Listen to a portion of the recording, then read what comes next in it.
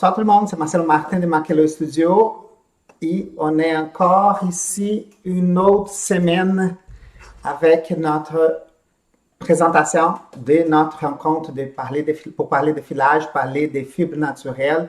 Et aujourd'hui, notre sujet principal, c'est l'alpaca souris. Donc, j'ai hâte de commencer ça avec vous. J'ai des choses à vous montrer. 3 couleurs. Wow! OK? Qui on va parler d'une autre camélidée à la fin. Je ne vous dis pas c'est quoi, mais vous pouvez soupçonner de quoi quelque chose. OK? On va parler de ça. J'ai d'autres choses à montrer. Et j'ai mon châle qui avance. Regarde, j'ai fait des petites fleurs comme ça. Ça paraît pas beaucoup, mais c'est des petites rosettes. Il y a une session de 4 répétitions des rosettes comme ça dans les châles, qui je trouve très beau, ici. Ici, la session bambou qui est terminée dans mon châle là. Et en bas, il y a la session qui est de mise en place. Ici, comme c'est mon châle démonstration, je pense que je vais ajouter un petit motif ici pour augmenter, parce que en bas, c'est juste du point mousse. Il y a comme 2 rangées de points mousse.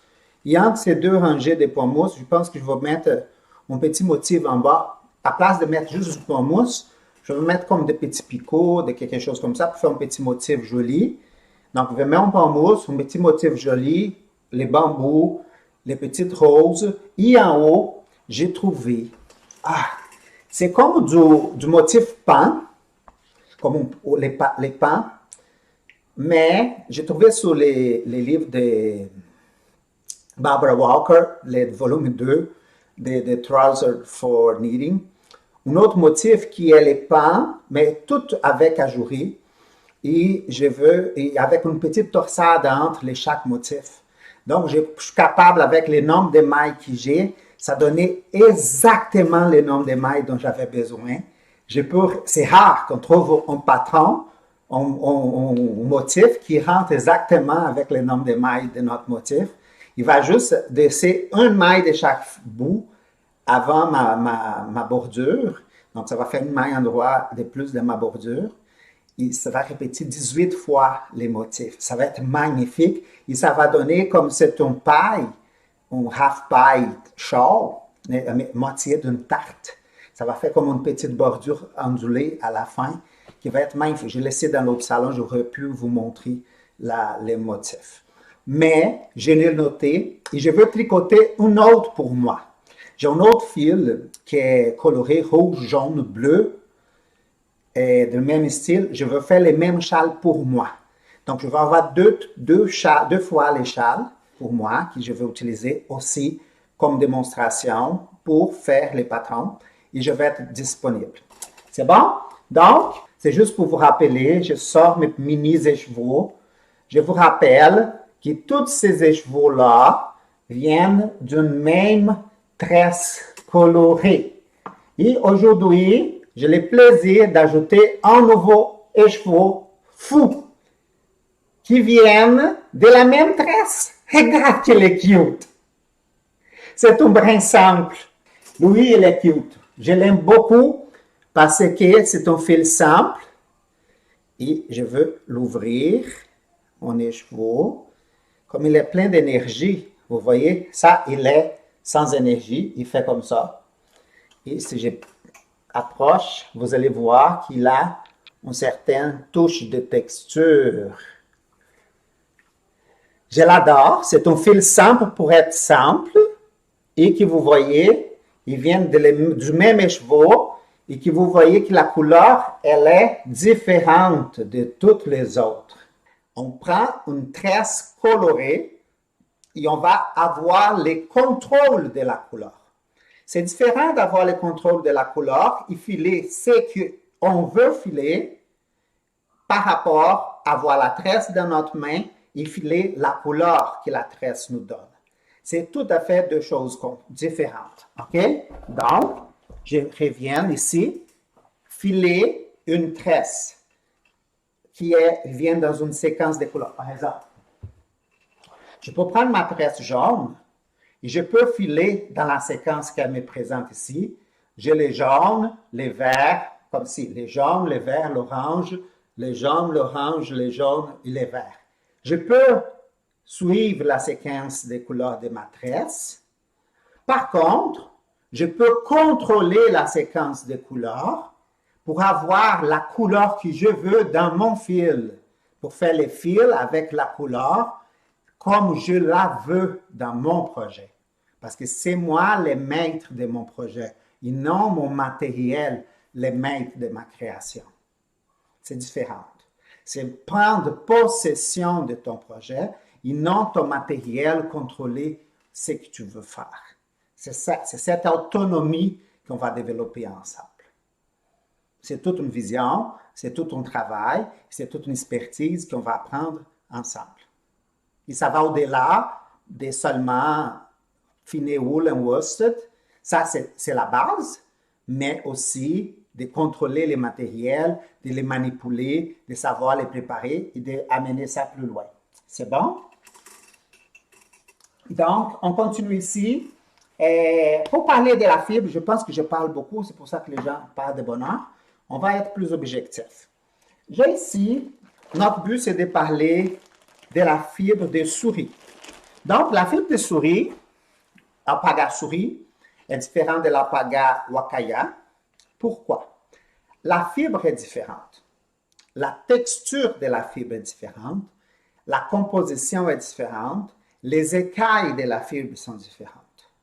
Toutes les fibres qui sont plus longues, qu'est-ce qui arrive? C'est que les écailles vont être plus longues, la médule de la fibre va être un peu plus grande et la disposition du cortex, les cellules qui vont être entre l'écaille et la médule, elles vont être plus allongées.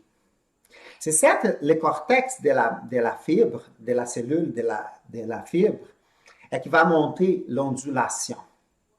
Donc là, l'alpaga, elle a une fibre qui n'a pas beaucoup de crimp, d'ondulation. Mais il y a quand même, mais il n'y en a pas beaucoup. Donc, c'est ça qui fait la différence d'un pour l'autre. Et la longueur. Donc, cette longueur-là va garder quand même une certaine soyeuseté, une certaine douceur, mais ça va quand même garder une certaine lourdeur de la fibre. C'est une fibre qui est beaucoup plus lourde.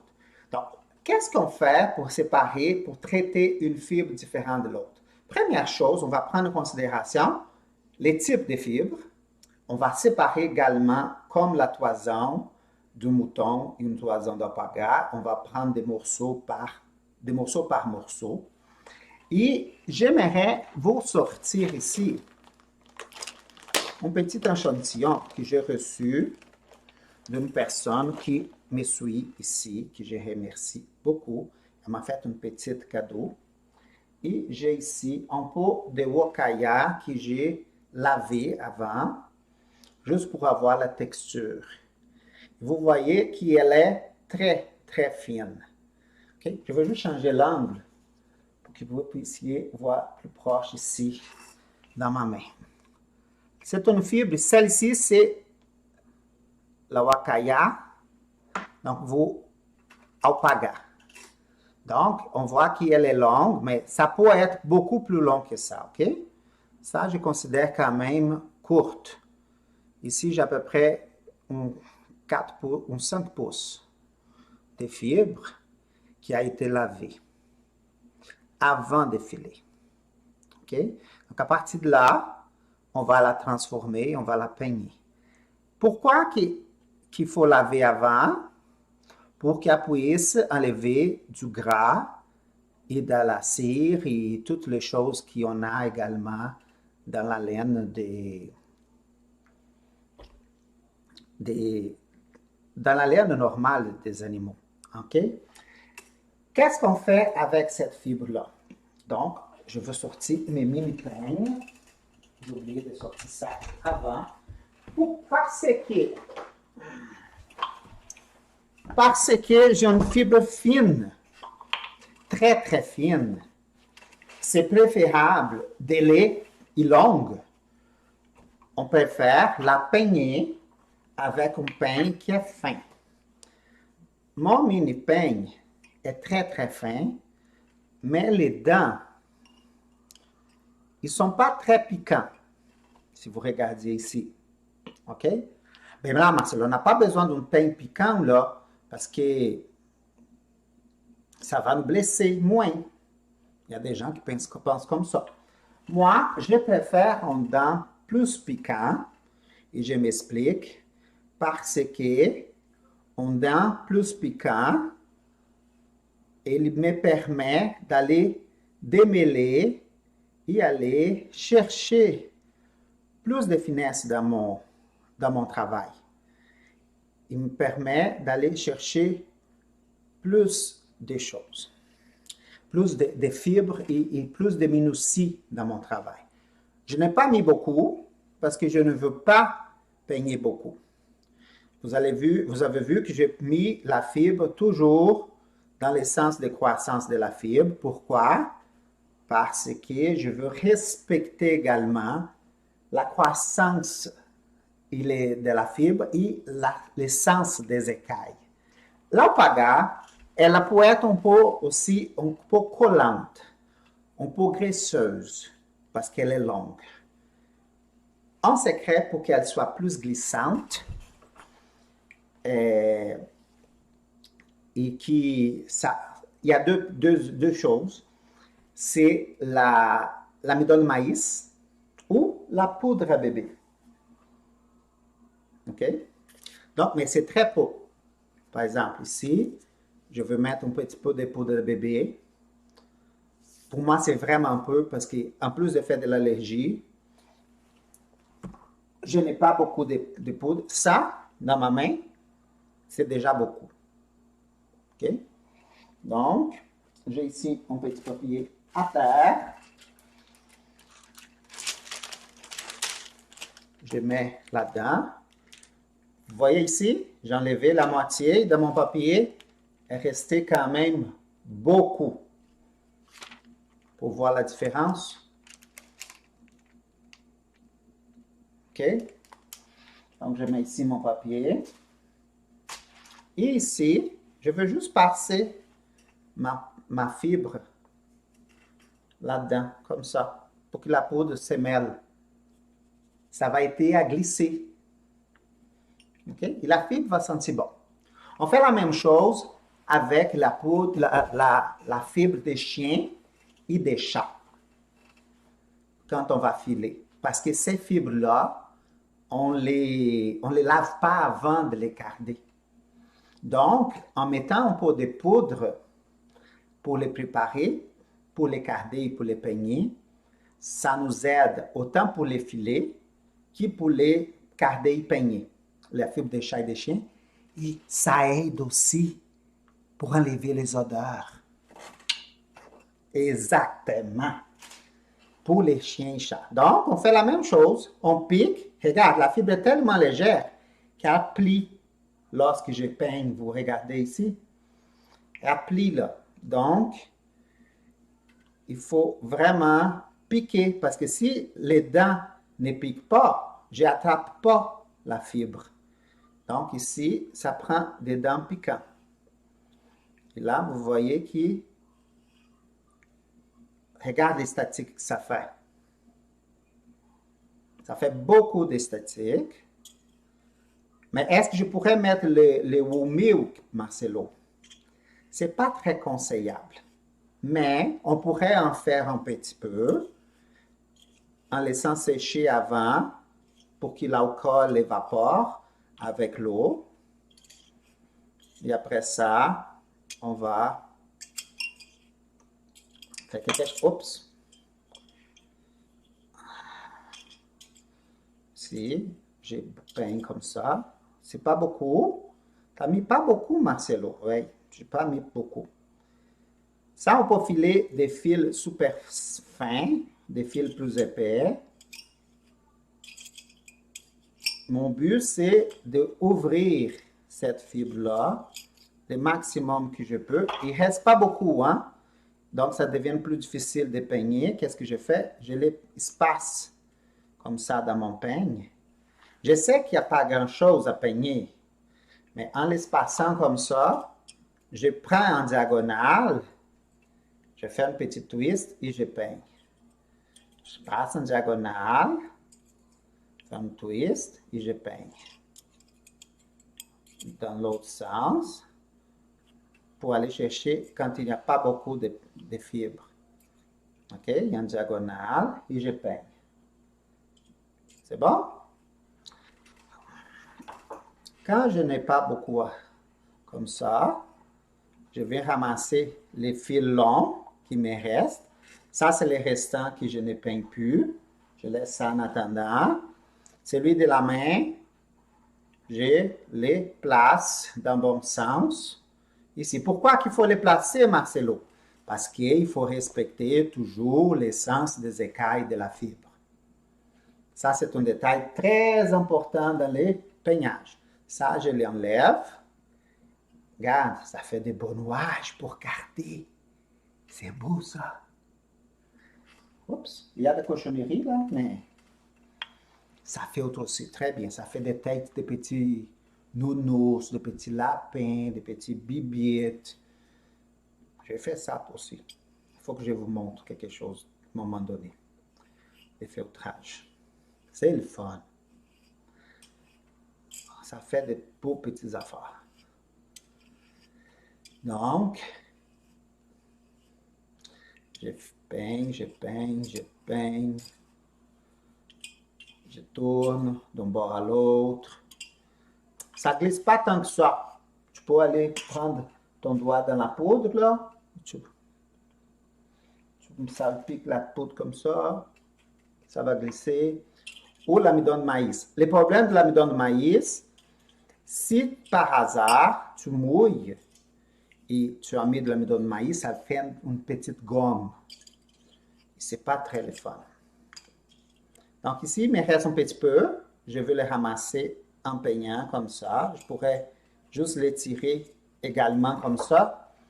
Je fais un petit tour pour que cette fibre longue vienne à place de l'arracher comme j'ai fait l'autre fois. Et je viens avec mon peigne et je les ramasse comme ça. Je viens dans l'autre sens et je les ramasse. Oups. Et je viens ici, je les ramasse. Là, c'est fait.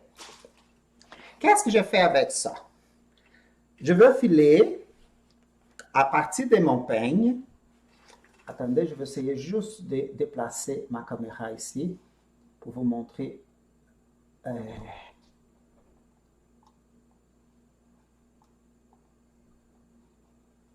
Ouais. Ici, je vais mettre mon fil guide parce que je ne veux pas monter mon rouet parce que j'avais l'intention de changer ma tête de rouet. Et je vais vous montrer quelque chose avec mon autre fibre tantôt. Ici, je place mon rouet avec un ratio très bas. Pourquoi? Parce que je vais faire un fil simple qui est peigné et en même temps, il va avoir besoin d'une petite torsion. OK? Il va être un fil très, très, très fin. Donc, ici, je place mon fil guide. Ma tension est bonne. Mon filant, il sort comme il faut, sans que je fasse des forces. J'enlève toute cette torsion-là. C'est parfait. Je veux augmenter juste 1 mm parce que je veux qu'il tire un petit peu plus. Je viens ici. Donc, à partir de mon peigne, je vais filer ça. 1, 2, 3, 4, 5. Et là, 1, 2, 1, 2, 1, 2, 1, 2, 1, 2. Donc, comme c'est un fil peigné, je fais un fil qui est plus lissé. Donc, ici, je suis capable de faire un fil en brin très, très, très fin. Vous voyez, à partir directement de mon peigne. C'est bon? C'est ça que je voulais vous montrer. Regarde, s'il n'y a pas beaucoup de twists, qu'est-ce qui arrive? Il est tout mal fait. Est-ce que ça marche, ça? Avec un ratio qui est bas. Attendez, je vais avancer mon doigt pour vous montrer. J'ai mon ratio le plus bas. Et ici, je file un fil woolen, un vrai woolen directement de mon peigne avec un ratio très bas. Ça veut dire que c'est un fil fin, qui n'a pas beaucoup de fibres ensemble, et que je file woolen, qui ne colle pas beaucoup, il n'y a pas de gras, glisse beaucoup, il n'y a pas de twist, la file ne colle pas ensemble. Est-ce que ça reste ensemble? Ça ne reste pas. Il n'y a pas beaucoup de torsion non plus, donc les fils, c'est d'effet juste de les toucher, vous voyez? Ici, quand je les tire, et c'est d'effet. Vous voyez? Pourquoi ça? Parce qu'il y a besoin de plus de torsion. Il y a besoin de plus de twist. Donc, on va refaire avec plus de twist. Donc, qu'est-ce que je vais faire pour régler ça? Je vais augmenter mon ratio ou je augmente ma pédalage. OK? Donc, je peux descendre ici mon ratio ou je garde le même ratio et j'augmente mes pédalages. On va faire les pédalages, mais avec les mêmes quantités de fibres, avec les mêmes étirements. 3, 4. Donc, 1, 2, 3, 4. 1, 2, 3, 4. 1, 2, 3, 4. 1, 2, 3, 4. 1, 2, 3, 4. Qu'est-ce que j'ai fait? Je double. Je garde la même chose dans mon doigt. Je double mon pédalage. Ça veut dire que dans chaque étirement, à place d'avoir 11 tours d'épinglier comme il y avait tantôt, là, il y a 22 tours d'épinglier pour chaque étirement. Ça, c'est mon ratio. Donc, mon fil, il est beaucoup plus collé ensemble. 1, 2, 3, 4. Parce que ce n'est pas beaucoup de fibres. Ils ont besoin de plus de colle. Ils ont besoin de plus de choses ensemble. Donc, qu'est-ce qui va arriver? Je casse mon fibre. 1, 2, 3, 4. Et quand je viens ici, il est perdu là-bas comme l'autre. Est-ce qu'il va se défaire comme l'autre? Non, il y a même des queues de cochon là. Il y a des résistances. Si je fais le playback, test, qu'est-ce que ça va donner? En double, ça donne un très beau fil double. Super fin.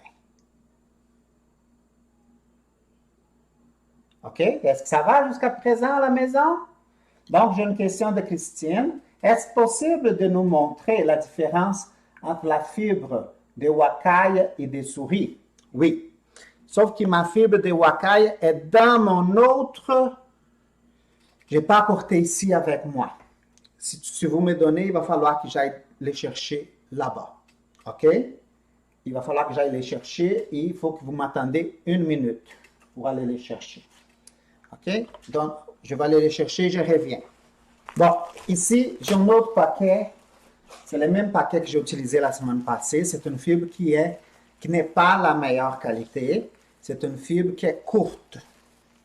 Mais, vous allez voir que la fibre de wakaï, c'est la différence d'une race à l'autre est que le wakaï est tout tofu et ronde. Et la souris, les poils tombent, est long.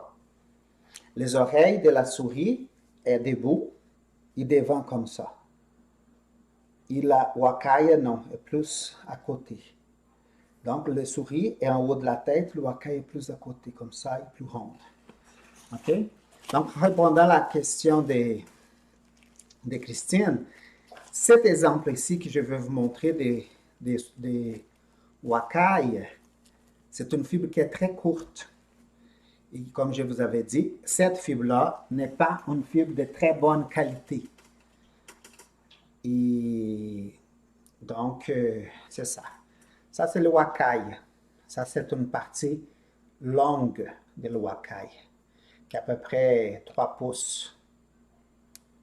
Ici. J'ai une autre partie qui est à peu près 1 pouce. Tu vois la différence? Ça, c'est brun chocolat, blanc, rouge. Ici, les souris, c'est une souris qui est long. Les souris peuvent avoir d'ondulation, de bouclettes, chose que le wakai, des fois, il n'a pas. OK? Il n'a pas. Donc ici, vous pouvez voir une petite mèche de wakai, des souris, une mèche complète. Elle a des mini bouclettes. C'est comme une fibre longue, une fibre plus courte. Par contre, les microns sont toujours fins dans l'alpaga. Et dans la laine de mouton, les microns changent dépendant de la fibre fine et la fibre longue. Plus la fibre est longue, les microns ont la tendance d'augmenter. Tandis que l'alpaga, ça ne marche pas comme ça. OK? Est-ce que je te réponds, Christine? J'espère t'avoir répondu. Ici, ma souris n'est pas lavée. Donc, ici, j'ai des mèches que je n'ai pas touchées encore, qui viennent directement de l'animal et qui sont... Regarde. Ça, c'est 2 mèches ensemble. Ici. Ça, c'est la mèche complète. Ça, c'est où est-ce que l'animal était coupé. Ça, c'est le bout que je ne touche pas. C'est la pousse. Donc, vous voyez que ça fait un petit courbé, ça fait une petite queue de cochon. Donc, il y a plus d'ondulation. Tandis que dans le wakai, il va avoir des crins très petits. Là, j'aimerais vous montrer. Ça, c'est ma démonstration avec le fil blanc. Et j'aimerais vous montrer une autre chose aujourd'hui. Oups, il faut passer par l'orifice, Marcelo. Je suis en train de faire une niaiserie, je vais vous montrer. Je suis en train de filer, de passer mon fil, mais sans passer par l'orifice. Regardez.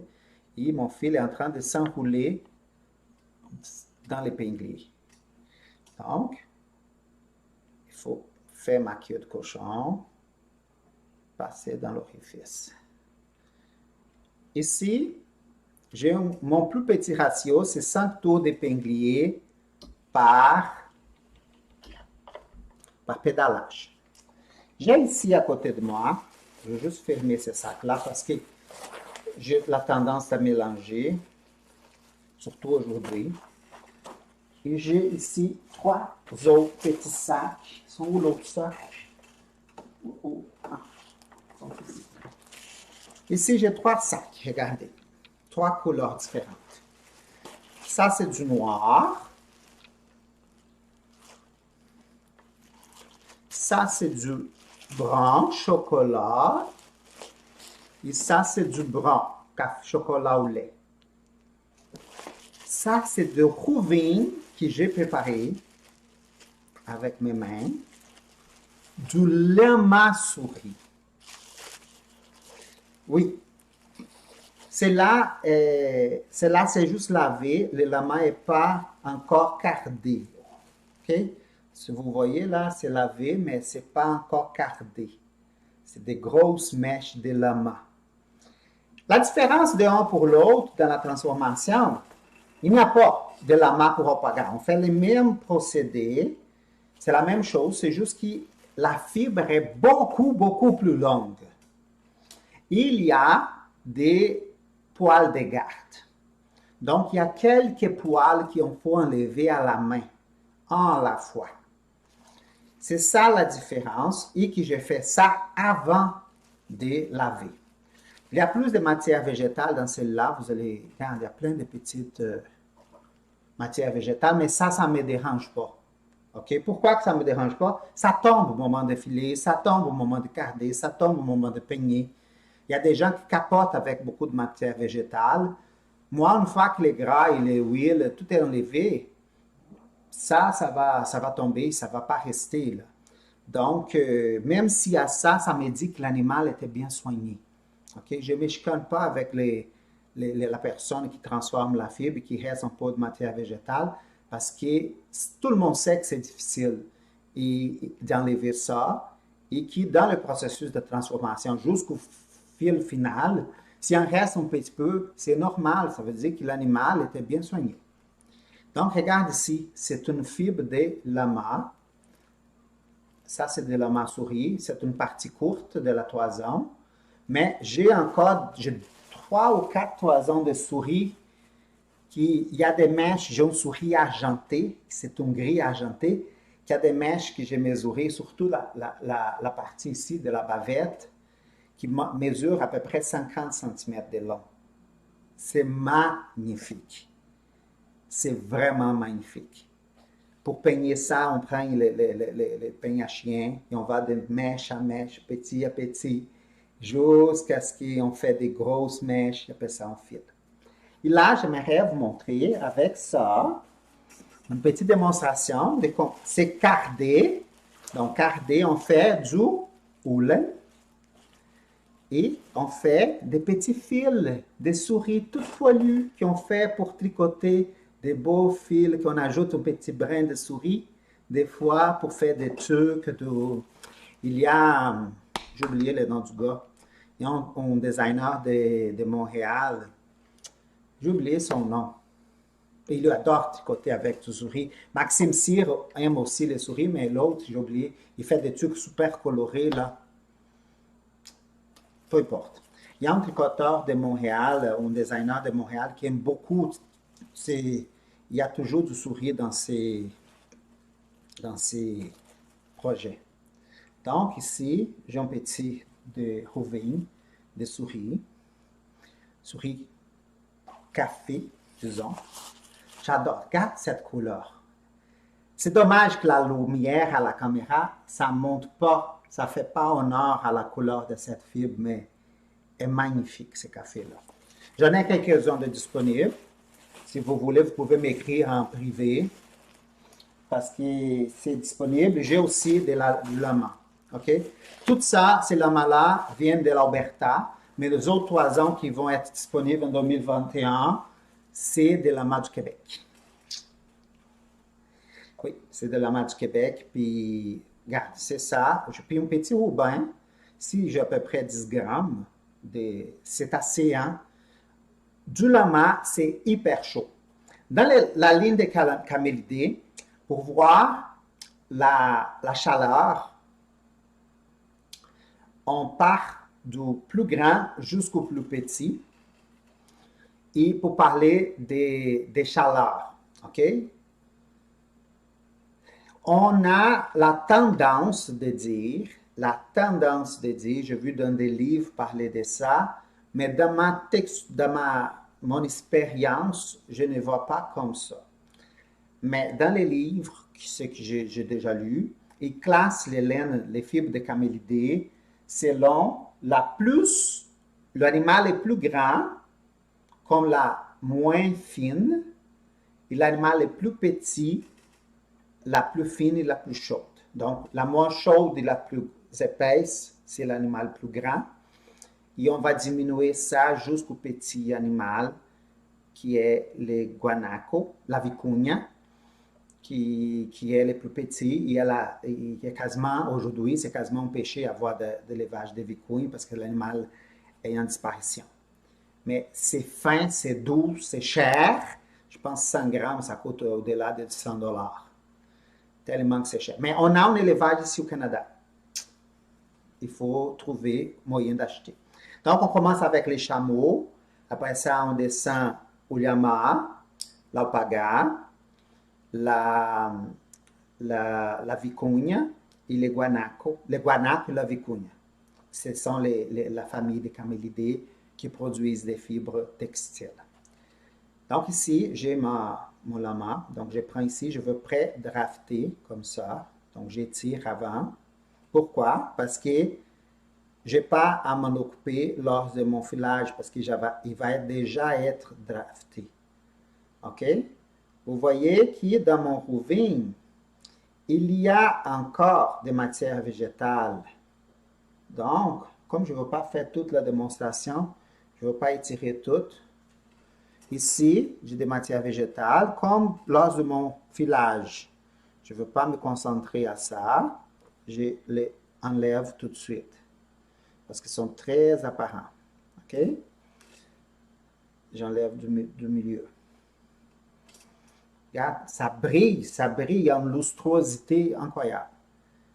J'adore travailler avec les lamas. Okay? C'est une de mes fils préférées.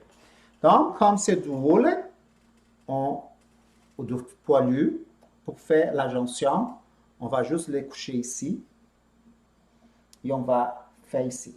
J'ai deux questions ici de Christine et d'Anne-Marie. Je vais les lire avant de commencer. Partiellement, j'aimerais aimer les voir comparés au microscope. Peut-être une autre fois, Christine, parce que je n'ai pas le microscope installé pour faire ça aujourd'hui. Je suis désolé. Pour le lama, la quantité de poils de garde dépend du type de lama. Certaines races en ont moins, comme le lama argentin. Effectivement, ça dépend aussi du producteur. Il y a quelques producteurs de lama qui élèvent l'animal pour la fibre et sélectionnent ça génétiquement pour avoir des animaux qui ont moins de poils de garde. Okay? Cependant, surtout ici en Amérique du Nord, les lamas ne sont pas élevés généralement pour la fibre. Le lama est utilisé comme animal exotique ou sinon comme un animal de garde de troupeau. Parce que le lama, il n'aime pas les canidés. Donc, c'est un animal de protection des troupeaux de chèvres, des moutons, parce que contre les coyotes et contre les loups. Parce que les lamas protègent contre ça. Okay, donc, on commence les flages. J'attache ma fibre ici parce que c'est wool. Donc, je commence à étirer vers l'arrière. Donc, ici, je vais tirer jusqu'à ce qu'elle soit comme je veux. Donc, ici, vous voyez, ça fait un étirement simple vers l'arrière et fin. Donc, je pince toujours à la même place. Je pédale doucement. J'étais trop vite, c'est pour ça que c'est cassé. Donc, c'est un fil hyper fin. Il n'apparaît pas trop parce qu'il est noir, chocolat, café au lait. Je vais essayer de cacher ici mon rouge pour que vous puissiez le voir mieux. Et c'est un fil qui est vraiment fin. Parce que c'est un fil qui va être accompagné en tricot. Il est un fil qui est poilu. Donc, vous voyez que comme il n'a pas beaucoup de torsion, il n'a pas beaucoup d'énergie non plus, c'est un fil qui a un low twist, un twist qui est bas. Et ce fil-là de lama fait partie de cette famille de fils à twist bas. Donc, c'est un fil simple. On pourrait le doubler également. Donc, on ajoute un peu plus de twist et on le double à 2 brins, mais toujours fin comme ça. OK? Le fil double, ça donne un charme de plus. OK? On continue ici. Je prends mon ruban et on continue le pédalage. Très, très simple, très doux. J'ai cassé mon fil parce que j'ai pédalé très vite. Il va falloir qu'on recommence parce que j'ai cassé trop au début. Donc, je vais faire juste quelques pieds de ces petits fils ici avec vous pour conclure notre rencontre. Oui, je sais c'est quoi. Il va falloir que j'ajoute plus de torsion ici dans l'attachement parce que comme la fibre glisse beaucoup, ici, j'ai la difficulté de l'attacher. Donc, on y va. On attache ici, beaucoup plus de torsion. Vous voyez, beaucoup. J'avance, je laisse rentrer, j'avance, je laisse rentrer. Je vais laisser comme ça jusqu'à ce que mon fil commence à apparaître sur ma bobine. Là, il apparaît. Là, je commence à filer. Là, je suis certain que mon fil est bien attaché et que je peux commencer à filer. Là, c'est le long draw que j'ai fait parce que j'ai fait un fil qui est poli et qui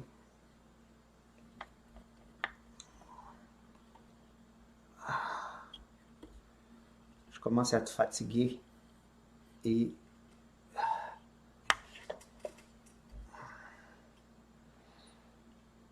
mon attention est pas là pour faire deux choses en même temps.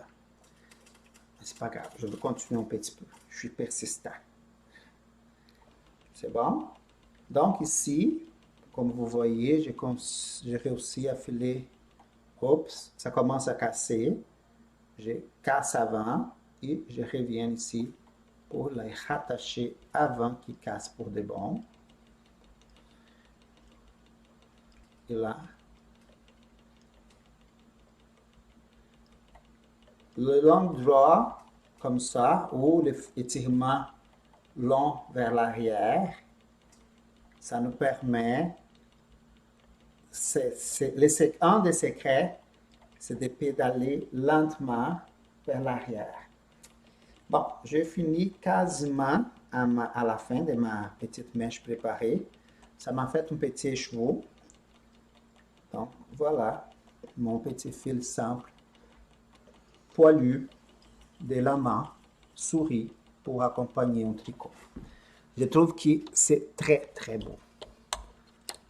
Je vais vous montrer ça. On dirait la bobine. Regarde ça. Je vous montre comme ça, là, vous pouvez voir le poil qui sort. Ici, là, c'est les... Si je tire un petit peu avec ma main, c'est hyper fin. Quand je vais le fixer, les petits poils qui sont encore couchés vont se lever, il va être ouvert, là. Ça va être vraiment beau. C'est bon? Bon, c'était ça que j'avais préparé pour vous aujourd'hui. Merci tout le monde d'être là. C'était une excellente soirée pour moi, pleine d'énergie, pleine de bonnes choses. Passez une belle semaine. Merci tout le monde d'être là. Et à la prochaine. Bonne soirée tout le monde.